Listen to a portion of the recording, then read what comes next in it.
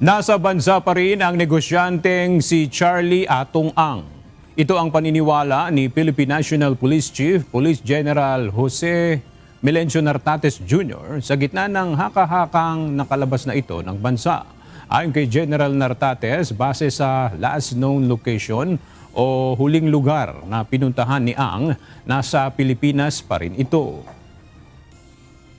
Our wanted person, especially the one you're asking, Atong Ang, the last known place na pinuntahan niya, of course, is matagal na yun, dito pa rin sa Pilipinas.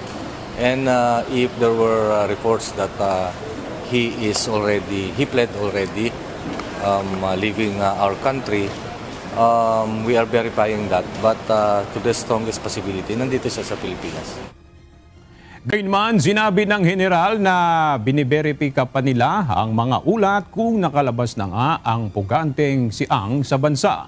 Si Ang ay may 20 milyong pisong pabuya sa ulo dahil sa sinasabing pagkakasangkot nito sa kaso ng mga nawawalang sabungero.